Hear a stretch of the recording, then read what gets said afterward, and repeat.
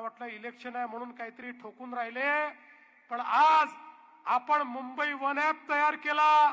या ॲपवर एका सिंगल तिकिटामध्ये तुम्ही आता मेट्रोत, मोनोत, रेल्वेत, बेस्टमध्ये सगळीकडे प्रवास करू शकता. आणि पुढच्या टप्प्यामध्ये 200 नॉटिकल माईलचा मुंबईमध्ये आपण जलवाहतूक सुरू करतोय, वॉटर टॅक्सी चालू करतोय. वॉटर टॅक्सी चालू झाली की याच तिकिटावर वॉटर टॅक्सी मध्ये देखील तुम्ही त्या ठिकाणी प्रवास करू शकाल. अशा प्रकारचं इंटिग्रेशन हे आपण केलंय. आपल्याला माहितीये मेट्रो 4 वडाळा ते कासरवडवली 70% काम त्याचं पूर्ण झालेलं आहे आणि त्या माध्यमातून मोठ्या प्रमाणात या मेट्रोचं काम आपण या ठिकाणी करतोय.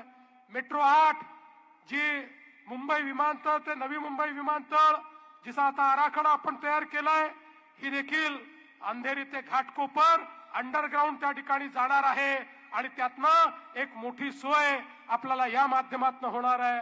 मेट्रो 2 ही जरी प्रत्यक्षात इथनं जात नसली तरी ती मेट्रो 1 ला कनेक्ट करेल आणि यातनं आपला हा जो सगळा एरिया आहे या एरियाला संपूर्ण मुंबईतलं जे मेट्रो नेटवर्क आहे त्याची कनेक्टिव्हिटी ही आपण या ठिकाणी देणार आहोत.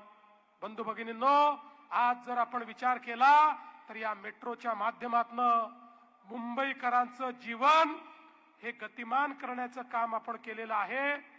ज्या मुंबईकरांच्या जीवनामध्ये प्रवासामध्ये सर्वाधिक वेळ जातो, एक स्वप्न आम्ही बघितलं होतं, मुंबईच्या कुठल्याही कोपऱ्यातनं कुठल्याही कोपऱ्यामध्ये जाण्याचा मॅक्झिमम वेळ हा 59 मिनिटं असला पाहिजे.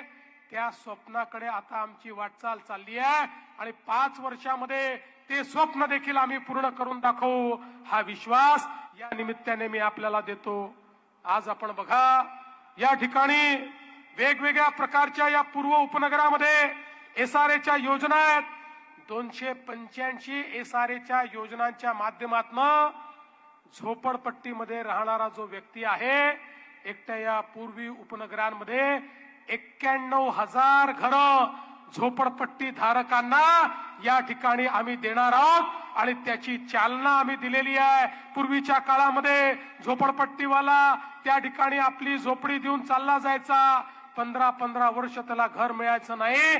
आता एसआरए मध्ये त्या ठिकाणी भाडं देखील आम्ही द्यायला लावतो आणि 3 ते 4 वर्षामध्ये त्याला त्याचं घर देखील द्यायला लावतो. त्यामुळे झोपडपट्टी मुक्त मुंबईचं जे आपलं स्वप्न आहे त्या स्वप्नाकडे आपण वाटचाल सुरू केली आहे. रमाबाई आंबेडकर नगरमध्ये 16,500 झोपडपट्टी धारकांना त्या ठिकाणी आपण 137 कोटी रुपयाचं भाडं दिलं. पहिल्या टप्प्यामध्ये 4,053 लोकांना त्यांचं घर आपण देतो आहोत आणि त्यासोबत टप्प्याटप्प्यानं सर्वांना आपण घर देतो आहोत आणि एक महत्वाचा टप्पा त्या माध्यमातून आपला पूर्ण होणार आहे. आणि आताच या ठिकाणी राम कदम यांनी मागणी केली की आपण आपल्या या भागामध्ये जे काही लोकशाहीर अण्णाभाऊ साठेंचं स्मारक करतोय, खऱ्या अर्थानं लोकशाहीर अण्णाभाऊ साठे या संयुक्त महाराष्ट्राच्या चळवळीतला आवाज होता. या संयुक्त महाराष्ट्राच्या चळवळीमध्ये ज्यांच्या गीताने अंगार फुलवला ते लोकशाहीर अण्णाभाऊ साठे होते आणि ज्यांचे गीत आणि ज्यांचं वाङ्मय 11 देशांमध्ये त्या ठिकाणी वाचलं जातं. ज्या लोकशाहीर अण्णाभाऊ साठेंचा पुतळा लावण्याकरता मी रशियामध्ये गेलो होतो. रशियामध्ये देखील त्यांचं वाङ्मय हे त्या ठिकाणी पूजलं जातं. त्यांचं अतिशय उत्तम स्मारक आपण तयार करतो.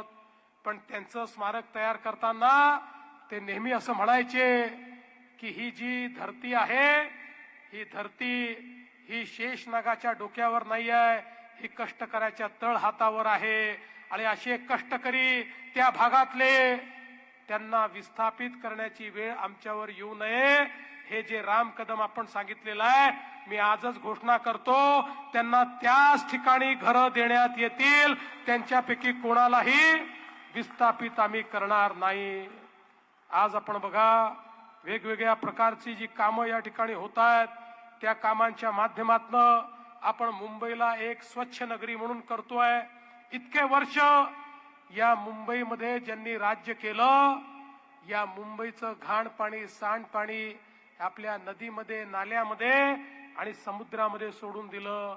तुम्ही विचार करा, एशियातली सर्वात श्रीमंत जी महानगरपालिका आहे, त्या महानगरपालिकेमध्ये गटारीचं जेवढं पाणी आहे, ती विष्ठा आहे, ती घाण आहे, ही सगळी इंग्रजांनी तयार केलेल्या बॅलन्सिंग टँक मध्ये जायची आणि तिथनं ते सगळं पाणी समुद्रात किंवा आपल्या नाल्यांमध्ये जायचं. आज अनेक देशामध्ये गेलो, समुद्र निळाशार दिसतो, तिथे कुठलाही वास येत नाही. पण आपल्या समुद्रामध्ये एखाद्या चौपाटीवर गेलं तर त्या ठिकाणी घाण पाहायला मिळते, वास पाहायला मिळतो, काळं पाणी पाहायला मिळतं. आणि एवढंच नाही तर यामुळे आमचे नाले, आमच्या नद्या प्रदूषित झाल्या. आमच्याकडे रोगराई, आमच्याकडे डास मच्छर, आमच्याकडे मलेरिया, आमच्याकडे डेंग्यू, अशा अनेक गोष्टी या ठिकाणी झाल्या. आणि म्हणून आपण निर्णय केला, आता यापुढे करायचं नाही. या मुंबईमध्ये एसटीपीचं जाळं तयार करायचं. मुंबईच्या पाण्याचा थेंब थेंब हा त्या ठिकाणी ट्रीट झाला पाहिजे. त्यातला जो मैला आहे तो बाजूला होऊन त्याच्यावर प्रक्रिया झाली पाहिजे. त्यातनं देखील काही गोष्टी तयार होतात, खत तयार होतं, ते तयार केलं पाहिजे. आणि केवळ शुद्ध पाणी हे मुंबईच्या नाल्यामध्ये, नदीमध्ये किंवा समुद्रामध्ये गेलं पाहिजे. आज मला सांगताना आनंद वाटतो, 16,000 कोटी रुपयाची कामं आपण सुरू केली. घाटकोपरमध्ये देखील 1687 कोटी रुपयाचा एसटीपीचं काम आपलं चाललेलं आहे.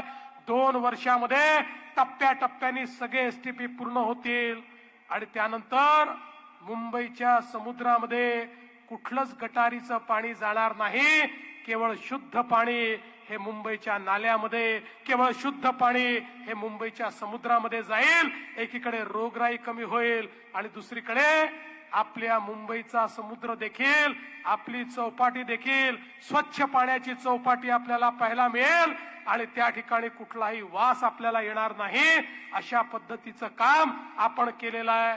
या मुंबईमध्ये वर्षानुवर्ष कचरा डम्पिंग केला जात होता. आपल्याला माहिती आहे देवनारची परिस्थिती आपल्यापैकी काही लोकांनी बघितलेली असेल. आता आणि या कचऱ्याचा देखील या लोकांनी इतका घोटाळा केला, त्याची तर वेगळीच कहाणी आहे. आम्ही कचरा नेतोय असं दाखवलं आणि ज्या वाहनांचे पैसे घेतले, आता कचरा नेला तर तो ट्रकनी जाईल ना, त्यामुळे ट्रकनी वाहतूक केली की प्रत्येक ट्रिपचे पैसे मिळायला पाहिजे. यांनी हजारो कोटी रुपये उबाठावाल्यांनी काढून घेतले आणि नंतर ज्यावेळेस मी चौकशी केली त्यावेळी असं लक्षात आलं, जे नंबर दिले होते ते ऑटो रिक्षाचे होते, ते स्कूटरचे होते, ते मोटरसायकलचे होते. म्हणजे शेकडो टन कचरा ऑटो रिक्षाने यांनी त्या ठिकाणी नेल्याचं दाखवलं आणि सगळे पैसे खाऊन टाकले. आणि म्हणून मी म्हणतो यांची नीती कशी आहे बघा. कचरा खाणारे देखील हे लोक आहेत, कचऱ्यात पैसा खाणारे लोक आहेत. पण आता त्या कचऱ्यावर पूर्ण प्रक्रिया करून त्या ठिकाणी जो काही कचरा पडलेला आहे जुना 20, 30, 40 वर्षाचा, त्या सगळ्या लिगसी वेस्टवर कारवाई करून त्या ठिकाणी कॅपिंग करून, त्या ठिकाणी बायोमायनिंग करून चांगल्या पद्धतीनं सगळी जागा रिक्लेम आम्ही करणार आहोत. आणि हा जो सगळा कचरा आहे याच्यावर शास्त्रशुद्ध पद्धतीनं त्या ठिकाणी त्याची विल्हेवाट लावत या कचऱ्यापासून वीज निर्मिती आम्ही करायचा निर्णय घेतलेला आहे.